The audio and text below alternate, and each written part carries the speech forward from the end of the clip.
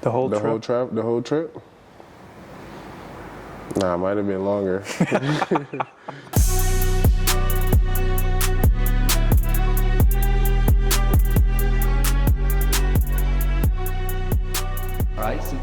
Neue Folge unserer Spielervorstellungen aus dem Autohaus Ullein und heute mit unserer neuen Nummer 20 mit...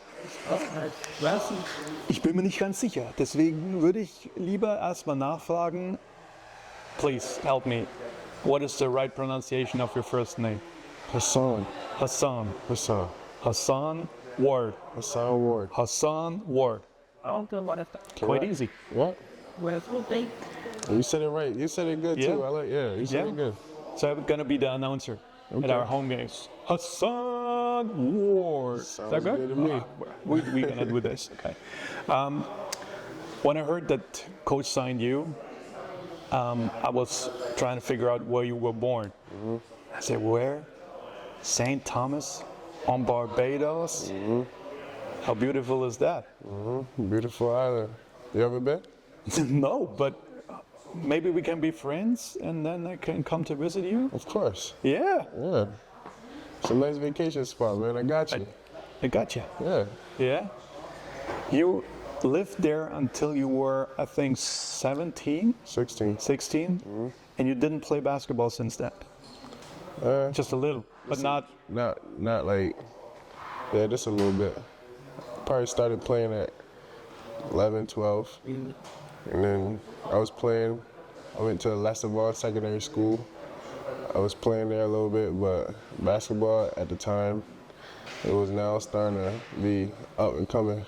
And it wasn't as, I'll say, it wasn't as like organized or like very like pressed on as it was like in the States. So when I went to high school in the States, it was a big difference of how basketball was being ran. That's what I read, that the first practices were, what is going on with me? But we got to go a step back because the way your basketball career in the United States started is quite crazy because you were walking down the street So you know with your father visiting, I think it was your aunt, and then a basketball coach saw this big guy walking down the street and said, "You got to be on my team." Is that the true story? That's a true story. How crazy is that?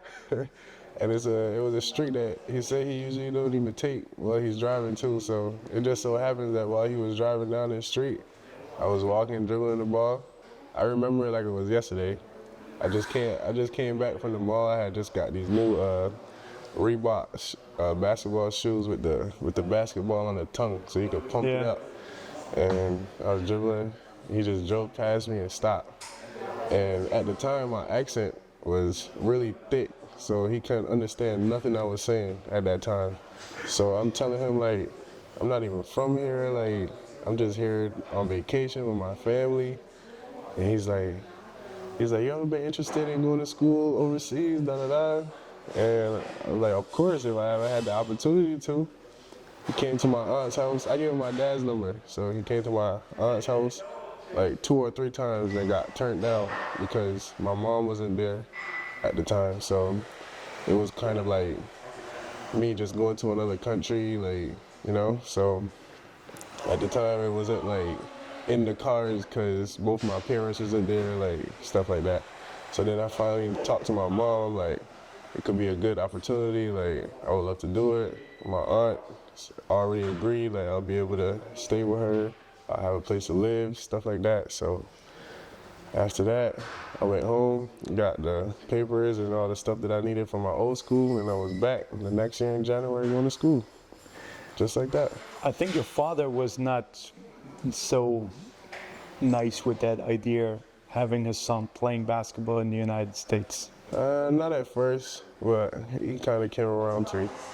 Yeah.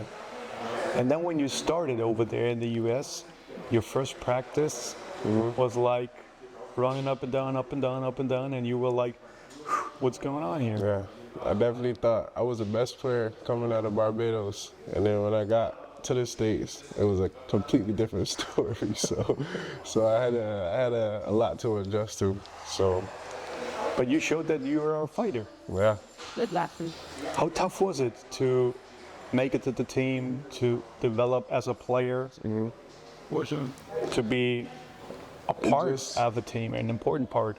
Well, in the States compared to Barbados, basketball is a year-round thing. So you have the high school season, and when the high school season is done, you have ENU, and that's like traveling with a travel team from a nearby local team, or it could be like a EYBL team, Under Armour team, stuff like that.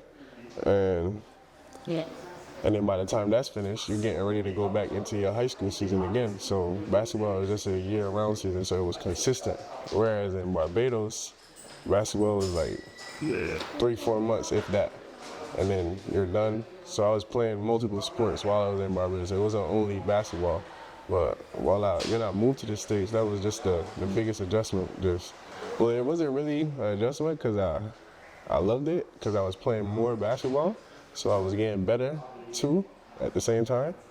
And the biggest thing was just being able to keep up with other players that was my age, that was more advanced at the time.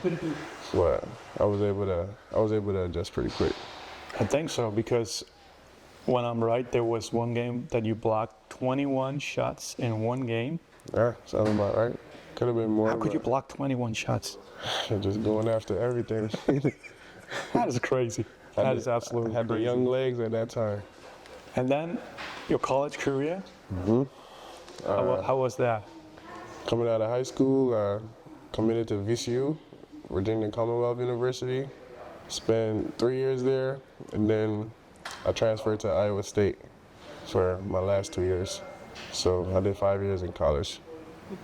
Cyclones are really good address for college basketball.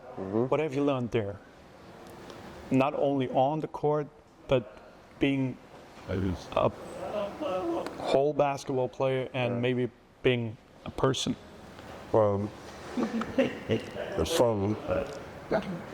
I started at, let's say VCU was a great program, and I loved it there. Everything was structured really good, like bringing the teams together and stuff like that. But when I went to Iowa State, it was more of a, like, the standards was a little more stricter. So it was like, either buy into what was going on or you wasn't gonna succeed, basically.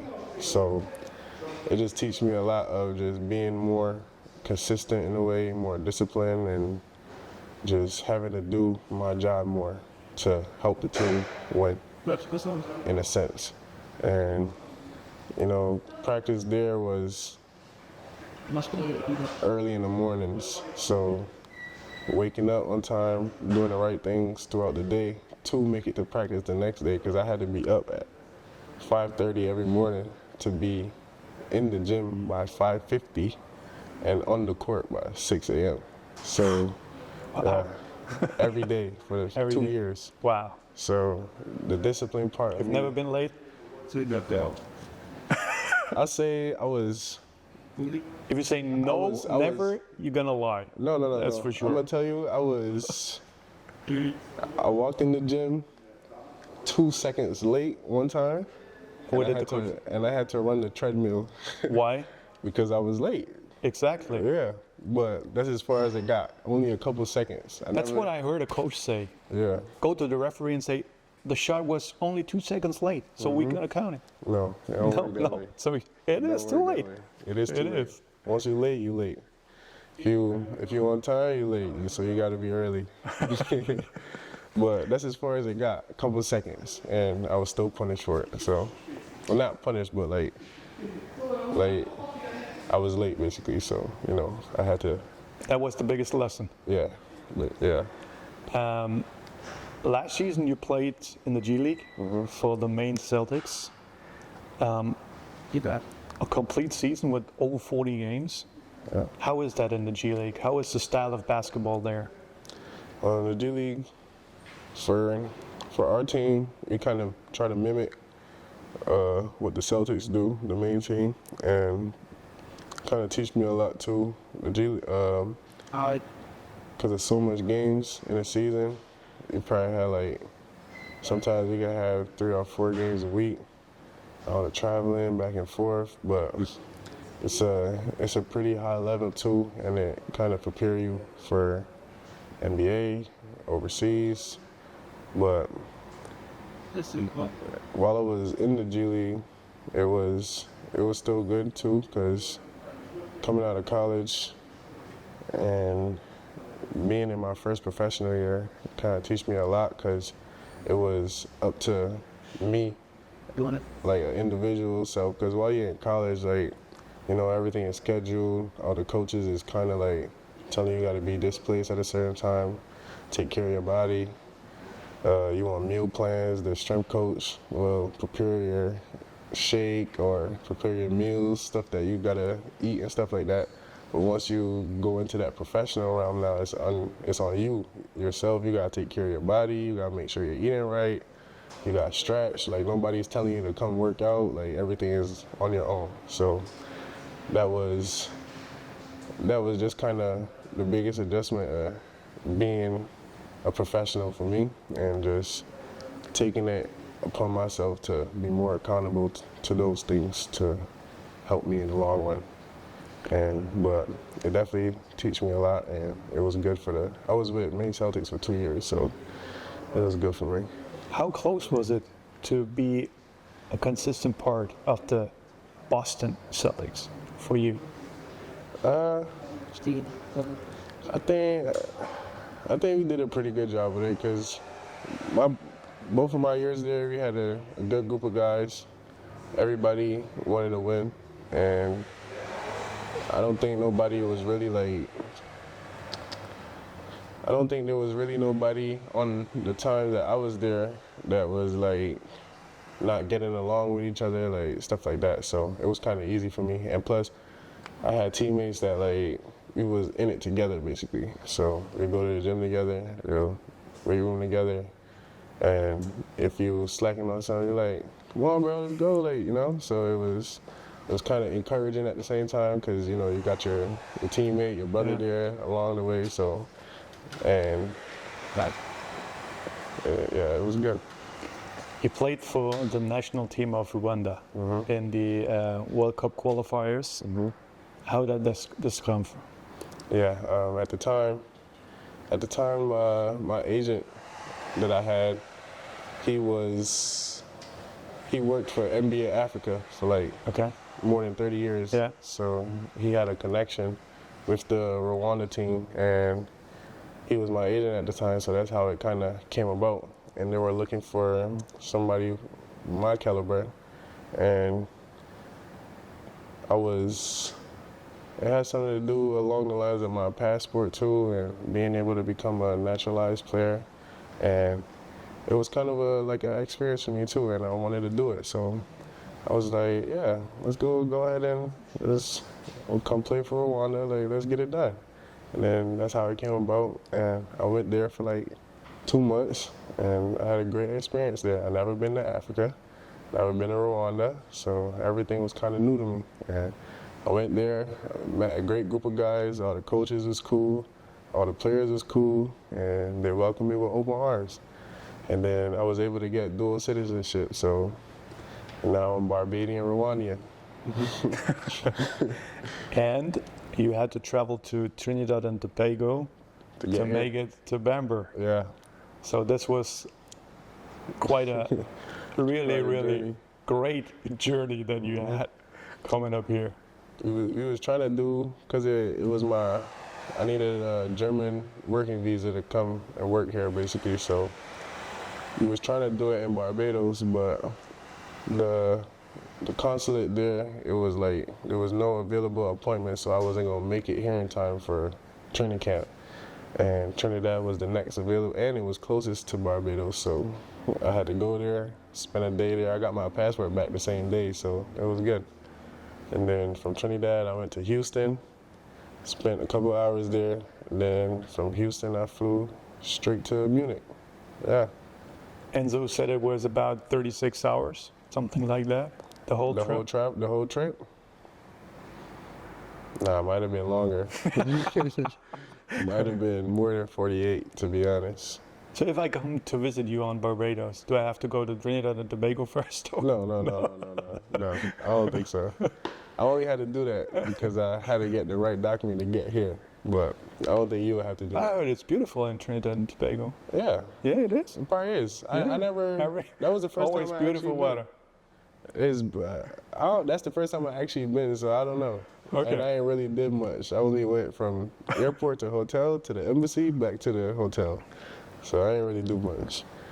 Barbados is beautiful though, and it's surrounded by. I gotta water. figure that out. Yeah. I wanna go back to Trinidad one day though, where I can explore a little more. So I'm gonna ask everybody here, what could we expect from you, especially the player Hason Ward next season in the jersey of the BMA 365 Bamberg Baskets? What you can expect from me is high energy, you know, great guy.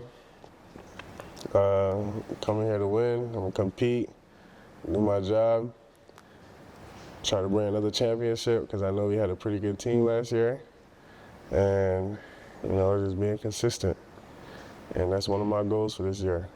So let's win some games. Dann greifen wir an. Lassen wir uns ein paar Spiele gewinnen von den Jungs. Das ist auf jeden Fall unsere neue Nummer 20, Hason Ward. Thanks for being with us. Thank you for having me, man. Thanks. Happy to be here. Let's go. Cheers.